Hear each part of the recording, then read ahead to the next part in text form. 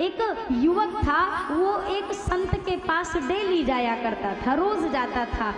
बचपन से कभी उसने ऐसा नहीं किया कि ना गया हो, पर एक दिन ऐसा आया कि वह एक दिन के लिए नहीं आया। संत को भी चिंता हो गई, ये तो रोज आता था। ये दूसरे दिन पहुंचा, गुरुजी ने कहा बेटा कल क्यों नहीं आए? उसने शर्माते हुए कहा गुरुजी दरअसल कल हमारी सगाई हो गई है, कल हमारी सगाई हो गई। गुरुजी ने ज्यादा कुछ नहीं बोला। गुरुजी ने कहा चलो बेटा तुम हमसे गए। कहाँ से गए? ये वीआईपी भी नहीं बोलते, कल सब वीआईपी हटवा दूंगी मैं। जोर से बोलिए, कहाँ से गए? हमसे गए। अब ये समय बीता, 6 महीने बाद वो 3-4 दिन के लिए नहीं आया। गुरुजी ने कहा बेटा अब कैसे नहीं आए? उसने शर्माते हुए कहा गुरुजी हमारा ब्याह हो गया, हमारा विवाह हो गया।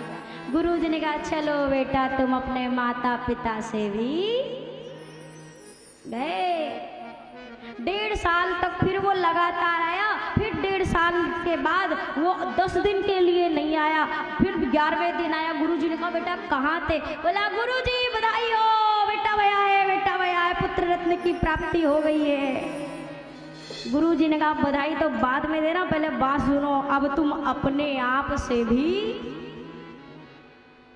आज इसने कहा गुरुजी हम आपका 3 साल से ये सुन रहे हैं।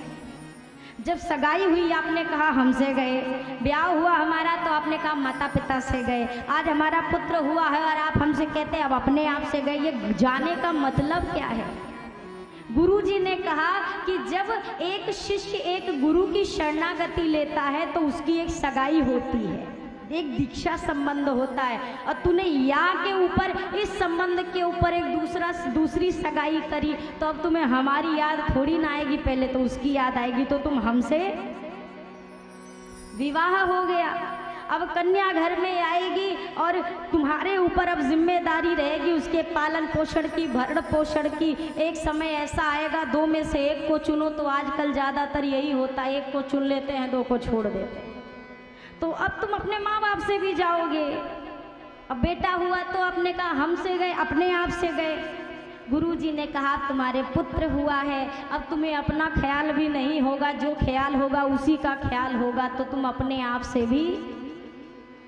इसने कहा गुरुजी आपको क्या पता?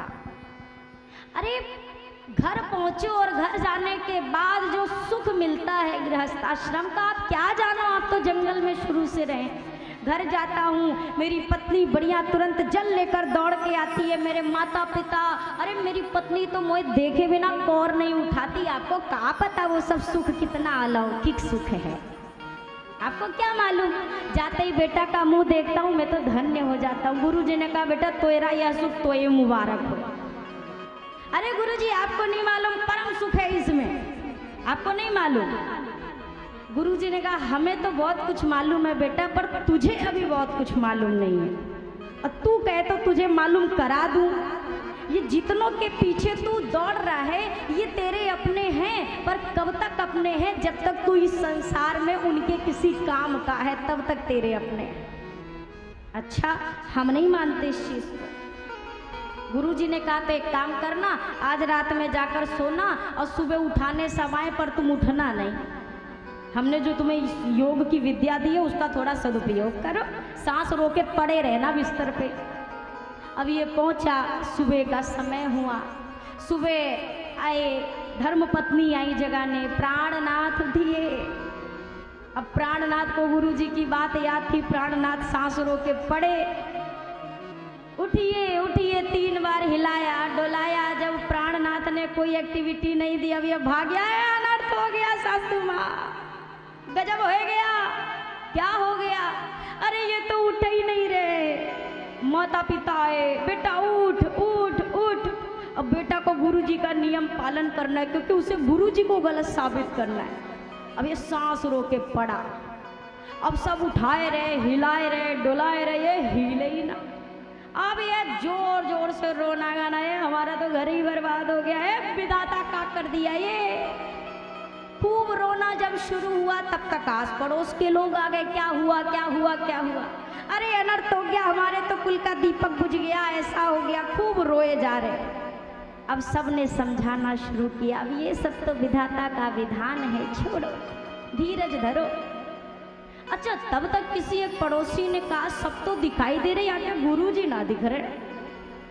गुरुजी को अब आना तो चाहिए, ऐसे में अचानक ऐसे क्या हो गया, गुरुजी जानकार है, क्या पता कोई इलाज करे। अब गुरुजी का तो लीला उनकी सारी, गुरुजी आए। अब गुरुजी ने कहा अच्छा रो नहीं, थोड़ा धीरज धरो, हम हैं ना। गुरुजी ने कहा एक लोटा दूध लेके आओ। भर के लोटे में दूध आया। गुरुजी ने कहा सब शांति से बैठे रहो, आप भी शांति से बैठो सब लोग। और गुरुजी ने वो लोटे का दूध लिया, एक बार, दो बार, अगड़म बगड़म जो भी चीज मन में आई 6-7 बार लोटा घुमाया। अब गुरुजी ने कहा देखो, जो भी इस लोटे का दूध पी ले, इतना ही बोला था, क्या, जो भी इस लोटे का दूध पी ले। तब तक पिताजी आ गया है, महाराज हम नहीं तो हाथ पकड़ के आए, चलना सिखाया, मैं पीऊंगा, मुझे दीजिए, मैं पीऊंगा इस दूध को। तब तक माता जी ने कहा अरे हटो, हमने 9 महीना गर्भ में रखा, हम पिएंगे। तब तक पत्नी ने कहा कोई नहीं पिएगा, हम अर्धांगिनी हैं, हम ये पिएंगे, हमारा अधिकार है, हमें ये दीजिए। गुरुजी ने कहा ठहर जाओ, सबको मौका मिलेगा, तनक बात तो सुन लो। जो भी इस लोटे का दूध पिएगा वो चल देगा या उठ जाएगा, जो पिएगा वो गया और ये उठा। कौन पिएगा? सब 2-2 कदम पीछे हो लिए, जितने आए थे सब पाछे हो लिए। गुरुजी ने पिताजी से कहा आपने तो हाथ पकड़ के चलना सिखाया, तो अपने हाथ में लोटा धरो और पी जाओ। पिताजी ने कहा महाराज पी तो लेते, पर हमारे पीछे बहू है, पत्नी है, बेचारे अनाथ हो जाएंगे, नहीं तो हम पी लेते महाराज, पक्का पी लेते। माता जी से कहा माता जी आप ही पी लो। अरे महाराज हमारे पति देव का ख्याल कौन रखेगा, आज के जमाने में बहू किसकी होती है, हम भी नहीं पी सकते। बहू रानी से गुरुजी ने कहा अरे आप तो अर्धांगिनी हो, अर्धांगिनी हो। अर्धांगिनी देवी ने कहा हम जीवन के लाने अर्धांगिनी, मरे के लाने अर्धांगिनी नहीं है, घरे चले जाएंगे, अपने मरने थोड़ी ना आए यहाँ पे हम। अब जितने पड़ोसी खड़े थे ना, ये सब पहले ही खिसक लिए, कहीं ऐसा ना हो बाबा जी लोटा हमें पकड़ाए थे कि तुम में से कोई पी लो। सारे पड़ोस वाले गाया।